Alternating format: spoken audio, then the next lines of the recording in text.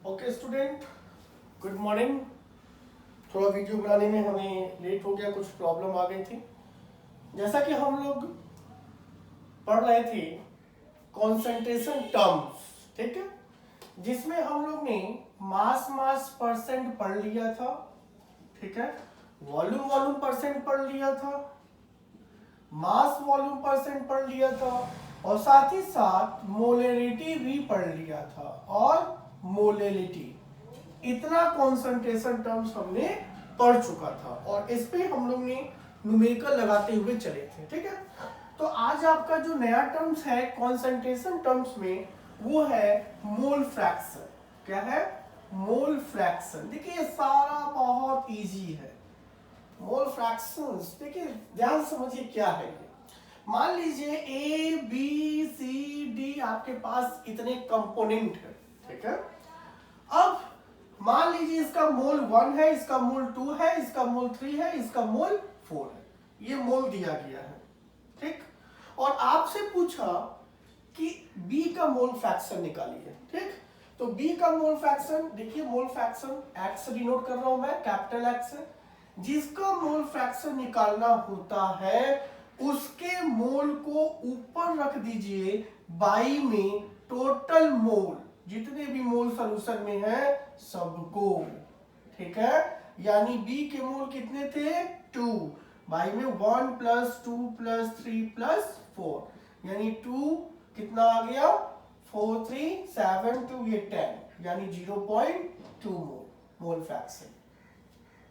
अगर mole fraction आपका A का पूछा है तो A के मोल को ऊपर रखेंगे बाई में टोटल मोल, ध्यान दीजिए। C का मोल फ्रैक्शन पूछा है तो C के मोल को ऊपर रखेंगे बाई में टोटल मोल। ऐसे सॉल्व करते हैं। और अगर D का मोल फ्रैक्शन पूछा है तो उसके मोल को ऊपर रखिए बाई में टोटल मोल, कितना? 0.4। और जब सॉल्यूशन में इतने कंपोनेंट है तो सॉल्यूशन का मोल फ्रैक्शन निकालने के लिए सबको ऐड कर दीजिए, 0.1 0.2 0.3 0.4, ये कितना आएगा? 1। यहां से ये कॉन्सेप्ट बन गया कि मोल फ्रैक्शन 1 से ज्यादा नहीं होनी चाहिए, ध्यान दीजिए। यानी सॉल्यूशन की बात करें तो सॉल्यूशन की मोल फ्रैक्शन यूनिटी होती है। क्या होती है? यूनिटी। तो इस तरह से मोल फ्रैक्शन कैलकुलेट करते हैं, ठीक है। जिसका मोल फ्रैक्शन पूछा है उसके मोल को ऊपर रख देंगे बाई में total number of mole of all the component present in solution. अब मोल फ्रैक्शन को डिफाइन करते हैं कि कैसे इसको लिखा जाता है। तो सिंपल तरीका है डिफाइन करने का कि number of moles of each component, ठीक है, number of moles of each component, ऐसा लिख देते हैं the ratio of number of moles of each component and total number of moles of all the component present in solution। इसका मतलब कि जिस कंपोनेंट का मोल फ्रैक्शन निकालना हो उसका मोल बाई में टोटल से डिवाइड कर देंगे, मोल फ्रैक्शन निकल जाएगा, ठीक है। यानी अगर सॉल्यूट का मोल निकालना हो मोल फ्रैक्शन तो सॉल्यूट के मोल को ऊपर रखेंगे बाई में सॉल्यूशन का मोल, ठीक है। जैसे मान लो कि n जो है n1 ले लिया मोल ऑफ सॉल्यूट, क्या ले लिया? ये सॉल्यूट के मोल है, ध्यान दीजिएगा। और n2 को ले लिया मोल ऑफ सॉल्वेंट, क्या ले लिया? Mole of solvent. तो सबको पता है कि मोल ऑफ सॉल्यूशन क्या हो जाएगा? मोल ऑफ सॉल्यूशन क्या होगा? सॉल्यूट प्लस सॉल्वेंट, यानी n1 प्लस n2। ध्यान दीजिएगा। अब हमको मोल फ्रैक्शन निकालना है। क्या निकालना है? Mole fraction. किसका बेटा? सॉल्यूट का। और सॉल्यूट का मोल फ्रैक्शन निकालना है तो x1 लिख देते हैं, तो ये मोल फ्रैक्शन को x से मैं डिनोट कर रहा हूं। तो जिसका मोल फ्रैक्शन निकालना होता है उसके मोल को ऊपर रख दीजिए। क्या है इसका मोल? सॉल्यूट का n1 बाई में क्या होता है? Total number of moles of all the component. दो ही कंपोनेंट है तो n1 प्लस n2, ये हो गया सॉल्यूट का मोल फ्रैक्शन। और यदि आपसे पूछे कि मोल फ्रैक्शन ऑफ सॉल्वेंट बता दे, तो सॉल्वेंट X2 ले लिया, इसके मोल को ऊपर बाई में टोटल मोल, ठीक है। और यदि X1 प्लस X2 निकाल दीजिए, यानी mole fraction of solute, mole fraction of solvent है क्या, मोल फ्रैक्शन ऑफ सॉल्यूशन, तो इसकी वैल्यू क्या आ जाएगी 1। ऐड कर देंगे तो वैल्यू किसके बराबर हो जाएगी 1। इसका मतलब कि मोल फ्रैक्शन जो होता है सॉल्यूशन का वो क्या होगा, यूनिटी। क्या होगा, यूनिटी। देखिए मैं क्या लिख रहा हूं कि mole fraction of solution is always क्या होना चाहिए, यूनिटी। यूनिटी मतलब 1 जितने भी कंपोनेंट है। अच्छा, आपने पढ़ा है कि मोल इक्वल टू होता है गिवन मास बाई में मोलर मास। यहां आप रख सकते हो सॉल्यूट का मास बाई में मोलर मास, फिर W1 बाई में M1 प्लस W2 बाई में M2, गिवन मास बाई में मोलर मास। उसी तरह यहां पे लिख सकते हो आप W2 बाई में M2 divided by W1 by में M1 प्लस W2 बाई में M2। मास से भी सॉल्व कर सकते हैं और मोल से भी सॉल्व कर सकते हैं। तो मोल फ्रैक्शन क्या होता है, आई थिंक कि आपको समझ में आ गया होगा कि अगर मोल फ्रैक्शन ऑफ सॉल्यूट पूछा है तो सॉल्यूट के मोल को ऊपर रखेंगे और डिवाइड किससे करेंगे, जितने भी मोल है सॉल्यूशन में, N1 plus N2 plus N3 जो भी व्हाटएवर, उससे डिवाइड करके हम मोल फ्रैक्शन कैलकुलेट करते हैं, ठीक। अच्छा, इसका कोई यूनिट होगा, देखिए मोल से मोल कैंसिल हो गया, यूनिटलेस होता है, ठीक। अब इस पे क्वेश्चंस करते हैं हम लोग, हैं एक क्वेश्चंस करते हैं, ठीक। क्वेश्चन क्या करते हैं कि मान लीजिए 78 ग्राम ऑफ बेंजीन, 78 ग्राम क्या है, बेंजीन है, is dissolved in 60 gram of acetic acid. Find the mole fraction of each मतलब बेंजीन का भी और एसिटिक एसिड का भी। देख लीजिए एकदम सिंपल क्वेश्चन है, 78 ग्राम बेंजीन है और 60 ग्राम क्या है, एसिटिक एसिड है। तो डायरेक्ट आप लग सकते हो या मोल निकाल दो। तो बता दें मोल ऑफ बेंजीन कितना होगा, गिवन मास बाई में मोलर मास। गिवन मास कितना 78, मोलर मास निकालने आपको आता है 12 6 and 6, 72 प्लस 6 कितना आ जाएगा 78। मोल बेंजीन का कितना आ गया 1। Okay, mole of acetic acid बता दीजिए, गिवन मास बाई में मोलर मास, यानी 60 बाई में 60। मोलर मास भी से कितना होता है 60, इसका भी मोल क्या आ गया 1। और पूछा है मोल फ्रैक्शन ऑफ ईच, यानी बेंजीन का निकाल दो। तो अभी हमने बताया कि मोल फ्रैक्शन कैसे निकलता है। तो मोल फ्रैक्शन बेंजीन का निकालना है तो बेंजीन के मोल को ऊपर रखेंगे, यानी मोल ऑफ बेंजीन बाई में total mole, benzene plus acetic acid, ऐसे सॉल्व कर लेंगे। बेंजीन का मोल कितना है 1, और 1 प्लस 1 कितना आ गया 1/2, यानी 0.5। तो अभी हमने बताया कि x1 प्लस x2 की वैल्यू क्या है 1 है। जब एक का मोल फ्रैक्शन निकल गया तो दूसरे का कैसे निकालेंगे, 1 में से घटा देंगे, ठीक है। या तो आप लिख सकते हो mole fraction of acetic acid क्या होने वाला है 1 माइनस 0.5, कितना आएगा 0.5, या ऐसे ही कर ले, ठीक है, तो वही वैल्यू आएगी। तो इस तरह से एक छोटा सा क्वेश्चन मैंने सॉल्व किया। अब आइए एक क्वेश्चन और देखते हैं इसके बेसिस पर, काफी सिंपल है मोल फ्रैक्शंस, इसको ध्यान से देखिएगा। अब मैंने एक क्वेश्चन दे रहा हूं आपको कि सपोज मैंने दे दिया 20% बाई मास ऑफ दे दिया, ध्यान देना, बाई मास ऑफ मतलब मास परसेंट, ठीक है। 20% बाई मास ऑफ कुछ भी ले लो, Na मछली है, ग्लाइकॉल ले लो, ठीक है, ethylene glycol, ethylene glycol, ethylene glycol का फॉर्मूला क्या होता है, CH2OH CH2OH, ये होता है इथिलीन ग्लाइकॉल, ठीक है। इसी को कैसे लिखते हैं हम लोग, 2 कार्बन है, C2, हाइड्रोजन कितने हैं 6, C2H6O2, ये, ठीक है, ये है ethylene glycol. 20% by mass of ethylene glycol, ठीक है, और by mass of ethylene glycol, ठीक है, तो हमको क्या निकालना है, मोल फ्रैक्शन, ठीक है। यहां लिख देते हैं 20% by mass of aqueous, aqueous लिख देता हूं, अगर नहीं भी लिखा जाता तो आप समझ जाना कि इसके अलावा वाटर है, ठीक है। Find mole fraction, find mole fraction, अब आपको मोल फ्रैक्शन निकालना है, किसका, ऑफ ईच, ठीक है, ऑफ ईच, ईच मतलब इथिलीन ग्लाइकॉल का और साथ में वाटर का।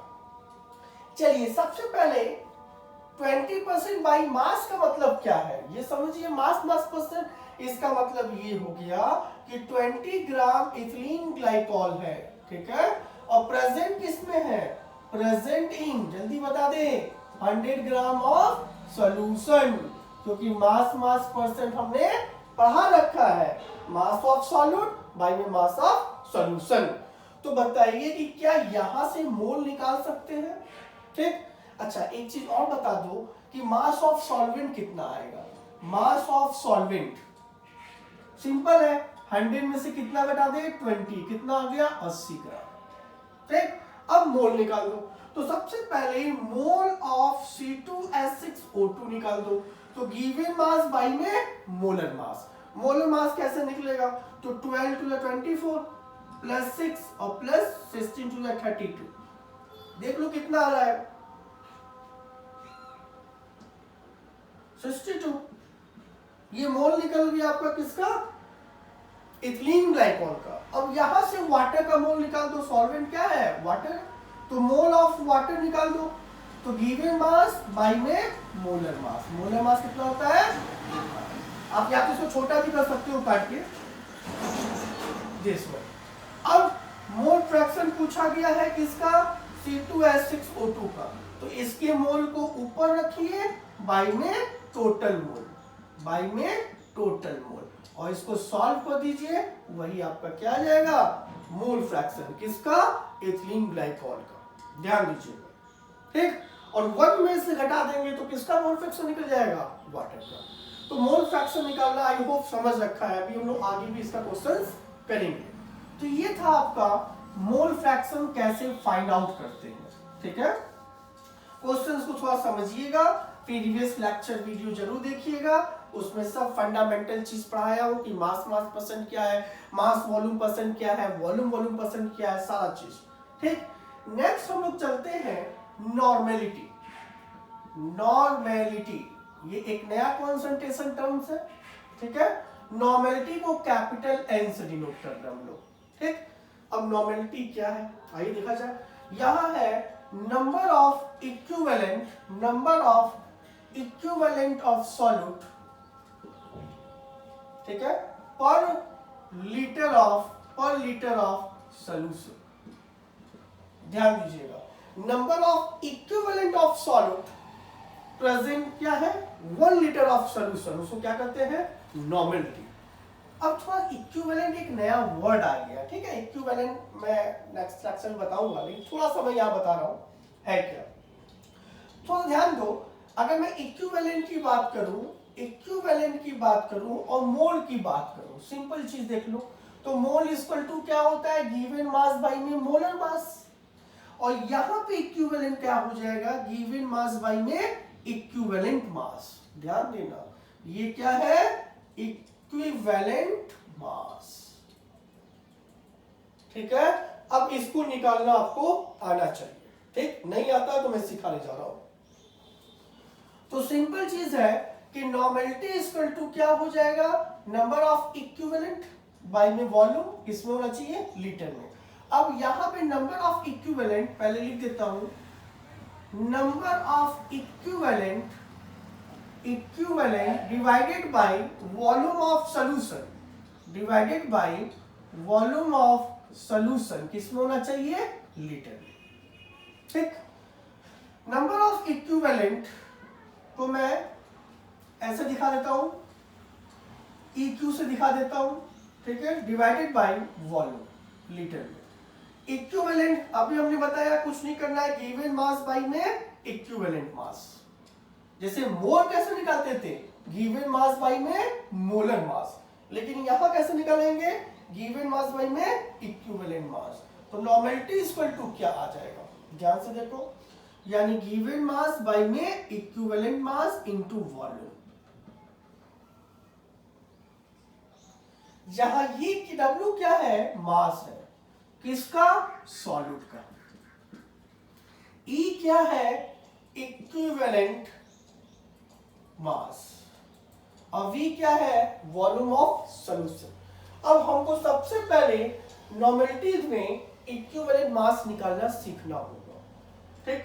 तो मेरा टॉपिक क्या है, नॉर्मेलिटी। नॉर्मेलिटी क्या होता है, number of equivalent of solute present in पर लीटर या 1 लीटर ऑफ सॉल्यूशन, ठीक। इक्विवेलेंट कैसे निकालते हैं, तो गिवन मास में इक्विवेलेंट मास से डिवाइड करते हैं, जैसे मोल निकालते थे, गिवन मास में मोलर मास से डिवाइड करते थे। अब हम इसमें सीखेंगे ई निकालना। ई कैसे निकलता है, इक्विवेलेंट मास। तो इक्विवेलेंट मास निकालने के लिए पहले मैं लिख देता हूं calculation of equivalent mass. Equivalent mass equal to क्या होता है, पहले ये फॉर्मूला देख लो। इक्विवेलेंट मास इक्वल टू होता है molar mass divided by n factor. एक नया वर्ड आ गया आपके सामने, या तो n फैक्टर कहो या तो वैलेंसी फैक्टर कहो, ठीक। यहां एक नया फॉर्मूला आ रहा है। इसका मतलब इक्विवेलेंट मास निकालने से पहले हमको क्या सीखना पड़ेगा, n फैक्टर, वैलेंसी फैक्टर को सीखना पड़ेगा कि कैसे ये कैलकुलेट किया जाता है, तब जाके इक्विवेलेंट मास निकलेगा। और जब इक्विवेलेंट मास निकल जाएगा तो यहां रख के नॉर्मेलिटी निकाल सकते हैं। तो इक्विवेलेंट मास के पहले हम लोग को क्या सीखना होगा, n फैक्टर, ठीक है। तो मैं n फैक्टर के बारे में बता रहा हूं, या तो n फैक्टर कहो या इसको वैलेंसी फैक्टर कहते हैं। क्या कहते हैं, वैलेंसी फैक्टर। अब इसको पहले सीख ले। नॉर्मेलिटी इक्वल टू क्या होता है, W by E into B। E क्या है, इक्विवेलेंट मास, और इक्विवेलेंट मास निकालने के लिए हमको क्या चीज की रिक्वायरमेंट होगी, n फैक्टर की, क्योंकि मोलर मास पता है। चलिए अब हम लोग n फैक्टर निकालना सीखते हैं। n फैक्टर को कैसे निकालते हैं, पहले हम एसिडिक लेते हैं। मान लो एसिडिक है, क्या है, एसिडिक है। एसिडिक के लिए जैसे मान लो HCl है, H2SO4 है, ठीक है, H3PO4 है, ये जस्ट लाइक ऐसे। और इसके लिए पूछा गया n फैक्टर। क्या पूछा गया, n फैक्टर। तो जितना ज्यादा H प्लस देगा, ठीक है, number of H plus ion, ठीक है, given by acid, given by acid, वही क्या कहलाएगा, n फैक्टर। ध्यान दीजिएगा, number of H plus ion. तो यहां पे ध्यान दीजिएगा कैसे निकालेंगे। अब मान लो H2SO4 है, तो H2SO4 क्या देने वाला है, 2H प्लस और SO4 पे 2 माइनस। कितना H प्लस दे रहा है, 2, तो n फैक्टर कितना हो गया, 2।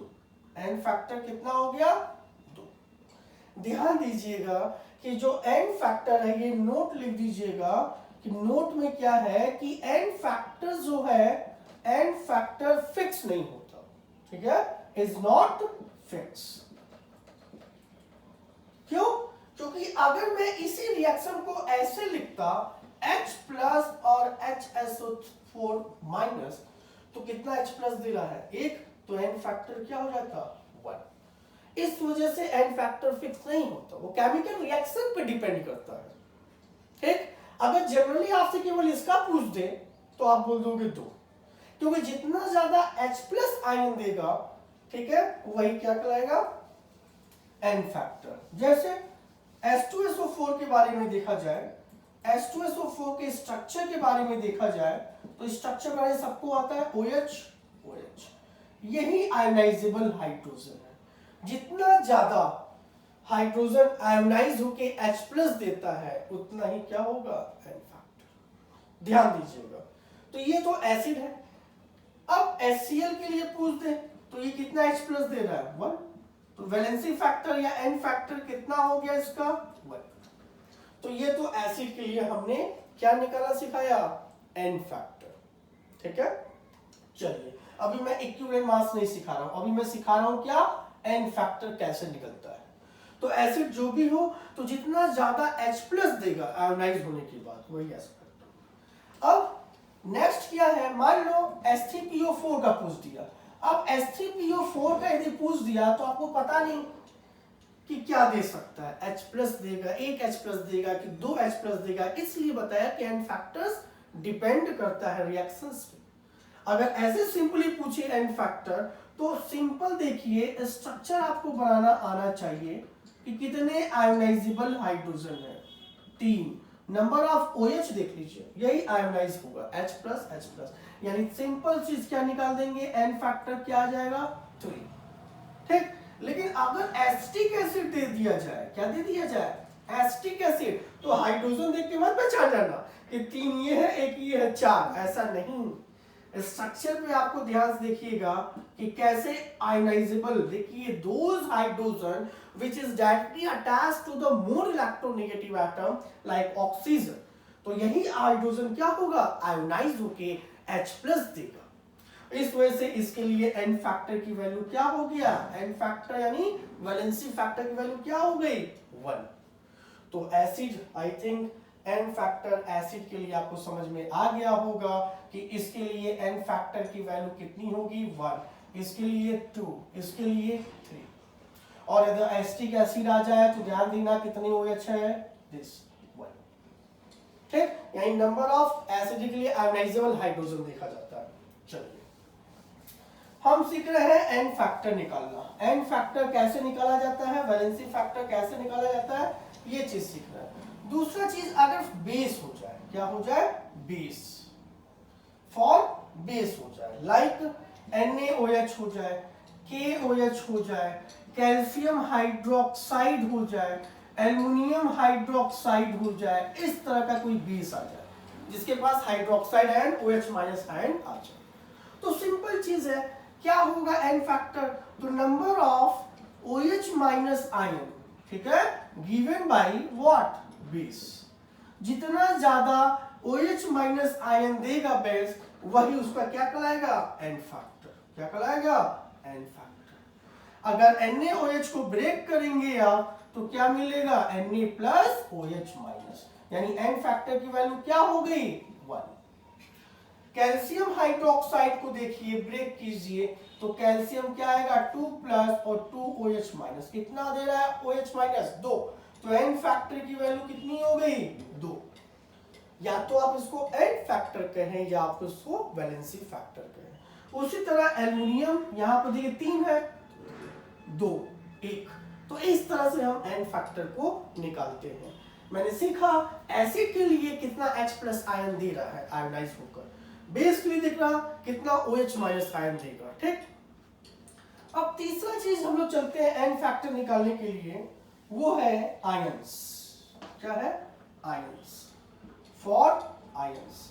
आयंस के केस में जैसे CO3 2-, ठीक, NO3 1-, ऐसे, और भी हो सकता है SO4 पे 2-।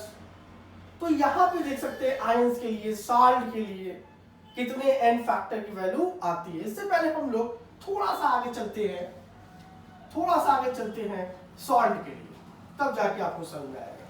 Salt NaCl, CaCl2, sodium sulphate, ऐसा कोई क्वेश्चंस आ जाए, Na2SO4, एक एल्युमिनियम क्लोराइड AlCl3, ये सब साल्ट। तो साल्ट के लिए एन फैक्टर निकालना है आपको, तो कैसे निकलेगा, ध्यान दे लो। एन फैक्टर मतलब नंबर ऑफ आयंस, ठीक है, आयंस क्या, कौन सा आयंस, या तो कैटायंस या तो एनायंस। नंबर ऑफ आयंस क्या होगा, या तो कैटायंस या एनायंस, ठीक है। प्रोड्यूस बाय, कहां से प्रोड्यूस होगा, produce by salt, produce by compound salt, ठीक है, वही क्या कहलाएगा एन फैक्टर। NaCl को ब्रेक करें तो यहां पे कितनी आयन मिल रहे हैं, Na की +1 Cl की -1। या तो आप कैटायंस देख लो या तो आप एनायंस देख लो। तो एक है तो एन फैक्टर की वैल्यू कितनी हो गई 1। अगर कैल्शियम क्लोराइड को ब्रेक करते हैं तो कैल्शियम पे 2+ और 2Cl-। अब कितने, या तो कैटायंस देख लो या तो एनायंस देख लो, तो एन फैक्टर की वैल्यू कितनी हो गई 2। ध्यान दीजिएगा। वैसे ही AlCl3 के लिए वैलेंसी फैक्टर पूछा है तो इसको ऐसे ब्रेक कर सकते हैं एल्युमिनियम 3+ और 3Cl-। तो एन फैक्टर की वैल्यू कितने आयंस प्रोड्यूस कर रहा है 3। तो इस तरह से हम लोग एन फैक्टर कैलकुलेट करते हैं, ठीक है। अभी नॉर्मेलिटी में एक छोटा सा वर्ड आया था इक्विवेलेंट मास, और इक्विवेलेंट मास में एक वर्ड आ गया एन फैक्टर, क्योंकि जब तक एन फैक्टर नहीं पता होगा, वैलेंसी फैक्टर नहीं पता होगा, इक्विवेलेंट मास नहीं निकाल सकते। तो इस वजह से हम लोग क्या सीख रहे हैं, पहले एन फैक्टर एसिड के केस में देख लिया जितना H+ देता है, बेस के केस में देखा कितना OH- देगा, साल्ट के केस में देख लिया क्या कि कितना आयंस प्रोड्यूस कर रहा है, कितना कैटायंस या कितना एनायंस, ठीक है। तो अभी हम लोग एन फैक्टर, और मैंने बार बार यही बोल रहा हूं कि अगर रिएक्शंस दे दे तो एन फैक्टर ध्यान दीजिएगा डिफरेंट होगा, अभी बताऊंगा उसके बारे में। अब मान लो ऑक्सीडेशन स्टेट की बारे में बात कर रहे हैं, oxidation state, change in oxidation state, ठीक है। तो एन फैक्टर कितना होगा, कितना चेंज कर रहा है, चेंज इन ऑक्सीडेशन नंबर, वही क्या कहलाएगा एन फैक्टर। जैसे मान लो कि मैं एक एग्जांपल ले रहा हूं MnO4 पे 1- और यहां पे Mn2+ है, ठीक। ये एसिडिक मीडियम में ब्रेक होता है, अब इसके बारे में बताऊंगा। तो Mn पे चार्ज निकालना है तो आपको निकालने आता है, एक ऑक्सीजन पे -2 होता है तो 4 पे -8 इक्वल टू -1, यानी कितना आएगा चार्ज इस पे +7, यानी +7 से कहां जा रहा है +2 में जा रहा है। कितना डिफरेंसेस हो गया, 7 से 2 में जा रहा है तो 5 का डिफरेंसेस हो गया, ठीक है। तो यही कहलाता है क्या एन फैक्टर। ध्यान दीजिएगा, ये एसिडिक मीडियम में होता है, किस मीडियम में होता है, एसिडिक मीडियम में। एसिडिक मीडियम में जो MnO4, ठीक है, पर मैग्नेट, अगर के लगाता तो पोटेशियम पर मैग्नेट, तो किसमें चला जाता है Mn2+ में। और अगर बेसिक मीडियम देखा जाए, ज्यादा बेसिक मीडियम देखा जाए तो ये MnO2 में चला जाता है, किसमें चला जाता है MnO2 में, ठीक है। ये क्या है बेसिक मीडियम, बेसिक मीडियम, ध्यान दीजिए एकदम, यानी जहां बेसिक मीडियम है इसको न्यूट्रल कह सकते हो, न्यूट्रल, ठीक। और यदि MnO4 पे 1- ज्यादा बेसिक करे, मोर बेसिक, तो ये बना लेता है K2MnO4, ऐसा कुछ आता है। यार मान लो यार K ले लिया सपोज, या K नहीं ले रहे हो तो ऐसे ले लो, ध्यान से। तो ये प्योर बेसिक मीडियम में है, ठीक। तो ये सब तो कंडीशन है, ये तो आप लोग ऑर्गेनिक केमिस्ट्री का रिएक्शंस पता होना चाहिए। जैसे IIT में क्वेश्चन पूछ दिया कि पोटेशियम परमैंगनेट या परमैंगनेट आयन न्यूट्रल या बेसिक मीडियम में जब जा रहा है तो उस समय एन फैक्टर क्या होगा, तो इस पे तो +7 था, और यहां कितना आ जाएगा x - 4 = 0, यानी +4, यानी 7 से कहां गया 4 में। तो इसके लिए एन फैक्टर की वैल्यू क्या हो गई, डिफरेंसेस 3। अब यहां +7 से कहां जा रहा है, देखो x - 8 = -2 +6 में जा रहा है, तो इसके लिए डिफरेंसेस कितना आ रहा है 1 का। तो सोच लीजिए, इसलिए बता रहा हूं कि एन फैक्टर जो होता है फिक्स नहीं होता, वो रिएक्शंस पे डिपेंड करता है। और रिएक्शंस आपको इनऑर्गेनिक केमिस्ट्री जब पता होगा तब आप लोग पढ़ेंगे, मैं पढ़ाऊंगा अभी लेक्चर्स में। तो यहाँ MnO4 का बिहेवियर मैंने देखा, एसिडिक मीडियम में Mn+2 में चला जाता है, बेसिक या न्यूट्रल मीडियम में MnO2 पे चला जाता है, और ज्यादा बेसिक मीडियम लिया, प्योर बेसिक मीडियम लिया, तो MnO4 यानी पर मैग्नेट आयन में चला जाता है। तो यहाँ पर दिखता है कि ज्यादा बेसिक मीडियम हो तो आपको बताना है एन फैक्टर, तो 1। न्यूट्रल हो या अल्कली मीडियम यानी बेसिक मीडियम हो तो आप बता देंगे एन फैक्टर 3। एसिडिक मीडियम में तो इस तरह से आप ऑक्सीडेशन स्टेट से भी एन फैक्टर कैलकुलेट कर सकते हैं। जैसे मान लो Cr2 को 7 पे 2 माइनस Cr3 प्लस में जाना है, सिंपल चीज दे दिया और बोला एन फैक्टर बताइए। क्या बताइए? एन फैक्टर या वैलेंसी फैक्टर। तो आपने बोला कि जितना ऑक्सीडेशन नंबर चेंज होगा, डिफरेंसेस आएगा, वही एन फैक्टर। तो क्रोमियम पे चार्ज देखो 2x माइनस 14 इक्वल टू -2, ये निकालने आता है। 2 क्यों लिया? क्योंकि एटम पे चार्ज निकाला जाता है, यहाँ Cr मॉलिक्यूल में है तो इसलिए x माना तो 2x, एक ऑक्सीजन पे -2 तो 7 ऑक्सीजन पे 14 इक्वल टू यहाँ से कितना आ जाएगा? x की वैल्यू कितनी आ जाएगी? 6। यानी +6 से कहाँ चला गया? +3 में। कितना डिफरेंसेस हो रहा है? 6 में से 3 घटा दो, यानी एन फैक्टर कितना आ गया? 3। तो इस तरह से हम सीख क्या रहे हैं? वैलेंसी फैक्टर, एन फैक्टर निकालना। एसिड के लिए हमने सीख लिया कि जितना ज्यादा H+ आयंस दे रहा है उतना एन फैक्टर होगा। बेसिक मीडियम के लिए भी मैंने सीख लिया जितना ज्यादा OH- आयन दे रहा है, ठीक। साल्ट के लिए भी हमने सीख लिया वैलेंसी फैक्टर जितना आयंस प्रोड्यूस कर रहा है, चाहे वो कैटायंस हो चाहे वो एनायंस हो। और ऑक्सीडेशन नंबर के लिए भी पूछ लिया, तो जितना चेंज हो रहा है डिफरेंसेस देख लो ऑक्सीडेशन नंबर में। और पांचवा आयंस के लिए भी पूछ लिया, जैसे CO3 पे 2 माइनस, इसका वैलेंसी फैक्टर तो डायरेक्ट 2, ठीक है। तो आयंस के लिए नंबर ऑफ आयंस जितने भी होंगे। तो अभी तक हम लोग ने सीखा एन फैक्टर निकालना। क्या निकालना? N factor. अब थोड़ा ध्यान देना, जैसे H3PO4 का रिएक्शन NaOH से हो रहा है, ध्यान से देखिएगा, ठीक है। तो मान लो यहां पे मैं बना रहा हूं NaHPO4, ठीक है, या Na2HPO4, जो भी बनाओ बैलेंस करने के लिए। तो मैं बस ये समझाना चाह रहा हूं, जैसे मान लो ये हो गया Na2 या Na2 हो गया HPO2, तो कहने का मतलब कितना H+ दे रहा है? 1, तो एन फैक्टर कितना हो गया? 1। अगर इसी रिएक्शन को ऐसे लिख दिया जाए, इसी रिएक्शन को ऐसे लिख दिया जाए Na3PO4, ठीक है, यानी Na3 क्या बना लिया? PO4, या उसको ऐसे लिख दो, ऐसे लिख दो NaH2PO4, PO2 लिख दो, तो रिएक्शन पर डिपेंड करेगा। अब यहां कितने H+ दे रहा है? 2, तो एन फैक्टर कितने हो गए? 2। अब तीसरे में ऐसे दे दे NaH3PO2, तो एन फैक्टर कितना हो गया? 3।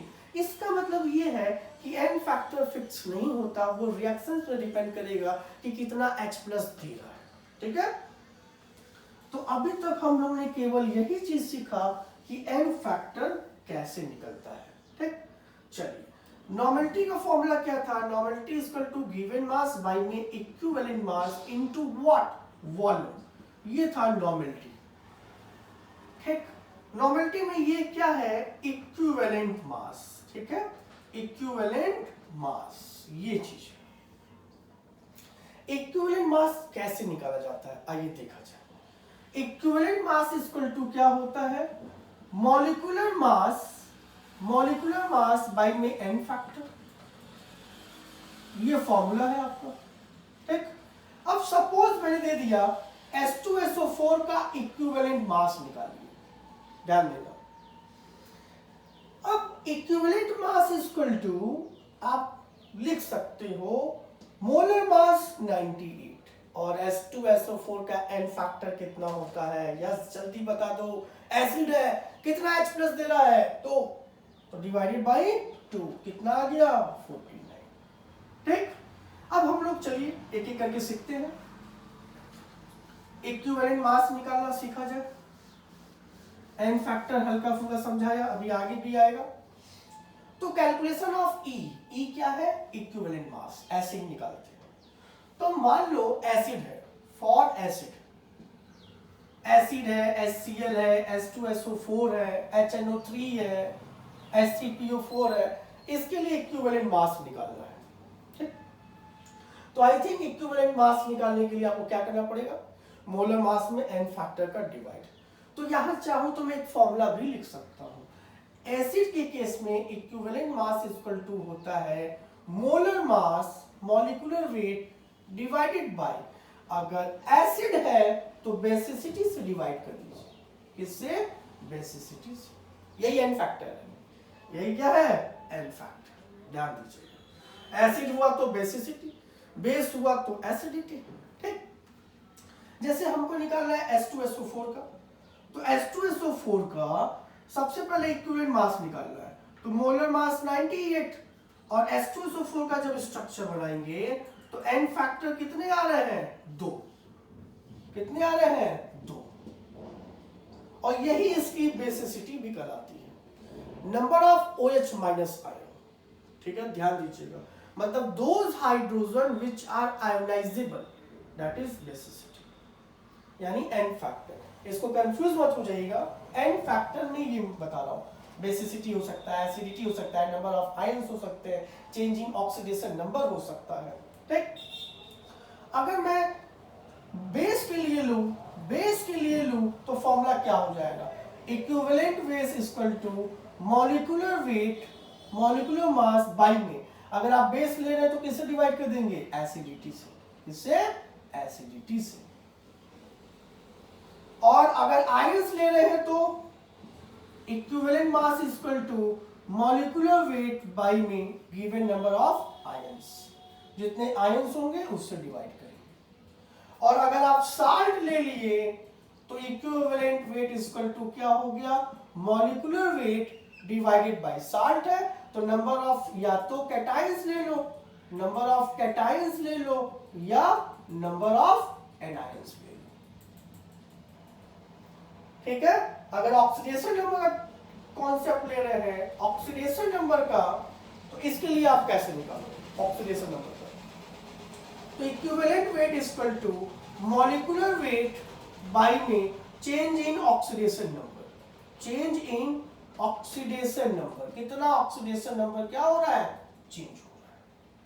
और इस तरीके से हम लोग इसी सबको n फैक्टर कहा गया, ions, number of cations, change in oxidation number, acidity, basicity. ठीक है, एसिडिटी क्या है, जितना OH माइनस आयन। ठीक है, अब आइए हम लोग डायरेक्ट इक्विवेलेंट मेट्स निकालना सीखते हैं।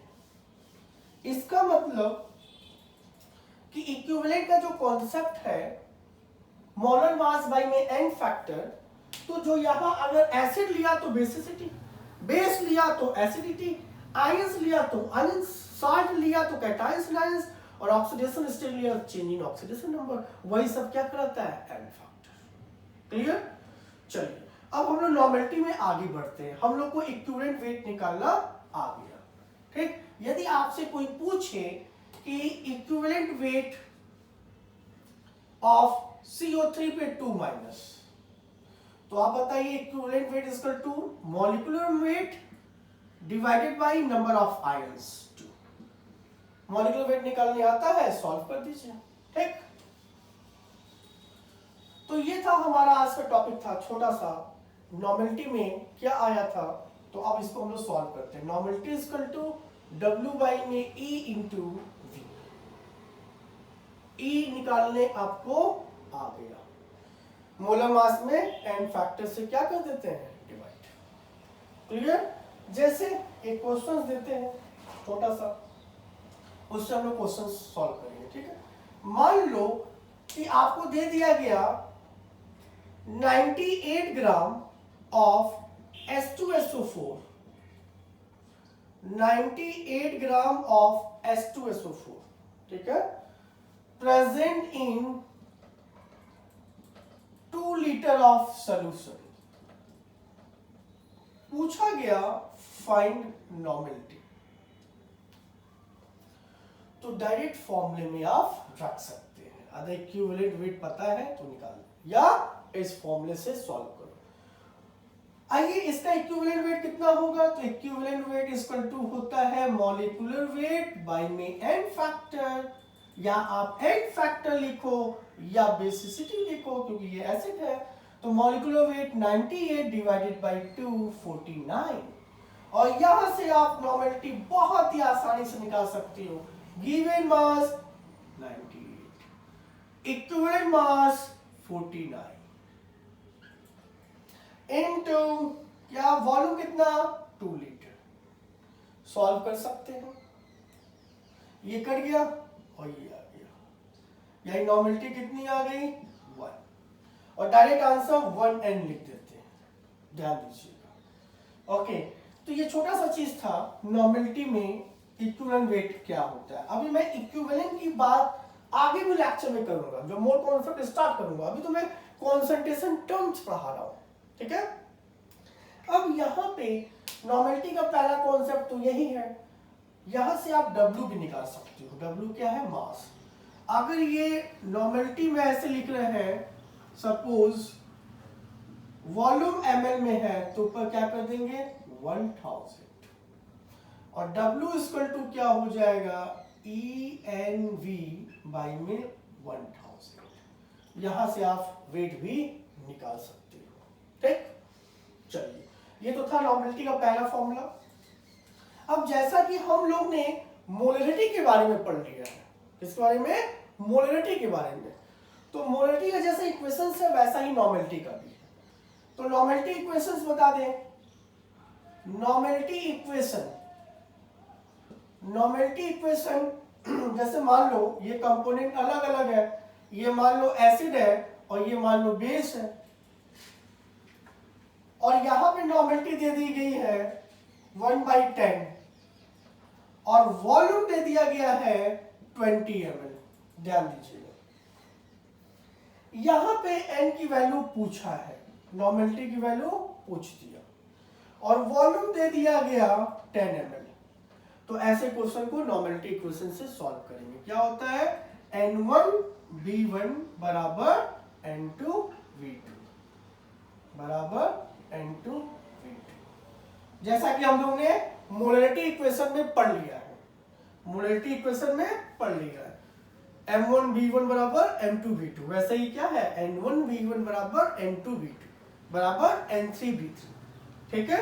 और ये कब आता है, जब मोल क्या हो जाए, इक्विवेलेंट इक्वल हो जाए, ठीक। क्यों, क्योंकि नॉर्मेलिटी इक्वल टू क्या होता है N/E, नंबर ऑफ इक्विवेलेंट, ठीक है, बाई में वॉल्यूम, तो ये कहां से आएगा, दिस वन, NB आ गया, NB equal to equivalent, NB equal to क्या हो गया, इक्विवेलेंट। तो अगर N1B1 है तो इक्विवेलेंट 1 हो जाएगा, तो वहीं से फॉर्मूला आया है। दूसरा चीज, नेक्स्ट नॉर्मेलिटी इक्वेशन में हम लोग आगे चलते हैं, वहां पे अगर मान लीजिए कि कंपोनेंट जो है सेम है, क्या है, सेम कंपोनेंट, क्या है, सेम कंपोनेंट, तो सेम कंपोनेंट के केस में हम वो नॉर्मेलिटी कैसे निकालते हैं, ठीक। तो सेम कंपोनेंट में क्या होता है formula, N1B1 plus N2V2 equal to NSVS, और VS का मतलब total volume, V1 plus V2। Just ऐसा ही फॉर्मूला हम लोग ने मोलरिटी में पढ़ रखा है, ठीक है। सेम कंपोनेंट मतलब एसिड एसिड हो जाए, बेस बेस हो जाए, रिएक्ट करके सॉल्यूशन बना रहे हैं, तो वही सॉल्यूशन की नॉर्मेलिटी है। एस क्या शो कर रहा है, नॉर्मेलिटी ऑफ सॉल्यूशन। जैसे यही है, ये आपस में रिएक्ट कर गया और सॉल्यूशन बना लिया, और सॉल्यूशन की नॉर्मेलिटी पूछा है तो इससे निकाल देंगे। ये था सेम कंपोनेंट। उसी तरह डिफरेंट कंपोनेंट में भी आप निकाल सकते हो। डिफरेंट कंपोनेंट का मतलब क्या है, डिफरेंट कंपोनेंट मतलब एक एसिड हो जाए और दूसरा बेस हो जाए, कुछ नहीं करना, यहां प्लस की जगह माइनस कर देना है, ठीक है। एकदम मोलरिटी इक्वेशन की तरह ही हम लोग चल रहे हैं। तो ये हो गया N1B1 minus N2V2 equal to NS, और VS की जगह टोटल वॉल्यूम। ये पढ़ रखे हम लोग, बहुत ही आसान, एकदम मोलरिटी इक्वेशन की तरह ही, ठीक। एक क्वेश्चन कर लेते हैं तो कॉन्सेप्ट क्लियर हो जाएगा। सपोज आपके पास है क्वेश्चन में कि 20 ml ऑफ N/10 HCl, ध्यान दीजिएगा, 20 ml of N/10 HCl react with 30 ml of N/15 NaOH। ठीक है, ये दे दिया, ये रिएक्ट कर रहा है। Find the what, normality of solution, normality of solution. कोशिश करें, ऐसे क्वेश्चन को सॉल्व इजी तरीके से आप कर सकते हैं। बस आपको देखना है कि कंपोनेंट सेम है या डिफरेंट है। यहां पे HCl है और यहां पे NaOH है, तो कंपोनेंट क्या है, डिफरेंट है। डिफरेंट है तो कौन सा फॉर्मूला लगाएंगे, दिस। तो बताइए N1 कितना, 1/10, V1 कितना, 20, माइनस N2 कितना है, 1/15। क्लियर, वॉल्यूम 30, NS निकलना है और टोटल वॉल्यूम जोड़ दीजिए 20 + 30, ये हो गया 2, ये भी हो गया 2, 0 हो गया। ठीक, मान लो इसको चेंज कर देता थोड़ा तो डिफरेंट वैल्यू आ जाती। ध्यान दीजिएगा, मान लो N/ यहां पे 30 कर देता तो यहां पे क्या आ जाता, 30, तो ये हो गया 1, 2 में से 1 गया 1 और वहां से 1/50 N। इस तरह से आप क्वेश्चन को सॉल्व कर सकते हैं। अभी भी नॉर्मेलिटी में 2-3 पॉइंट और भी है, उसको भी थोड़ा बहुत हम लोग डिस्कस कर लेते हैं कि कैसे निकलता है नॉर्मेलिटी। अब मान लो कि मोलरिटी दे दी और नॉर्मेलिटी पूछे, ठीक है, तो इसको हम लोग नेक्स्ट लेक्चर में स्टार्ट करेंगे। ठीक है, नॉर्मेलिटी के और भी जितने भी क्वेश्चंस हैं नॉर्मेलिटी के, और अभी तक हम लोग ने नॉर्मेलिटी के बारे में जाना, number of equivalent divided by what, पर लीटर ऑफ सॉल्यूशन। ठीक है, दूसरा नॉर्मेलिटी इक्वल टू क्या होता है, तो W/E इंटू V। E क्या है, इक्विवेलेंट मास। इक्विवेलेंट मास कैसे निकलता है, मोलर मास में n फैक्टर से डिवाइड करेंगे। n फैक्टर कैसे निकलता है मैंने सिखा दिया है। एसिड के लिए जितना H+ दे, बेसिक के लिए जितना OH- दे, आयंस में जितने आयंस हो, और साल्ट है तो कैटायंस आयंस देख लो, दोनों में से कोई एक, और ऑक्सीडेशन नंबर चेंज है तो कितना चेंज हो रहा है, वहां से n फैक्टर निकाल के देंगे और मोलर मास में डिवाइड कर देंगे तो इक्विवेलेंट मास निकल जाएगा। दूसरा चीज, अगर कंपोनेंट सेम है, एसिड आपस में रिएक्ट कर रहे हैं, बेस रिएक्ट कर रहे हैं, तो फॉर्मूला रिजल्टेंट सॉल्यूशन की नॉर्मेलिटी पूछा है तो N1/B1, ठीक है, सेम है तो प्लस N2/V2 = NS/VS। NS क्या है, सॉल्यूशन की नॉर्मेलिटी, और VS क्या है, सॉल्यूशन का वॉल्यूम। उसी तरह से डिफरेंट होगा तो माइनस लगा देना। और इसके बाद 1-2-3 पॉइंट और है नॉर्मेलिटी में, हम लोग कल डिस्कस करेंगे, नेक्स्ट क्लास में डिस्कस करेंगे। ठीक है, वीडियो को अच्छे से देखिए, 2 से 3 बार देखिए और लाइक कमेंट जरूर करें। Okay, good luck.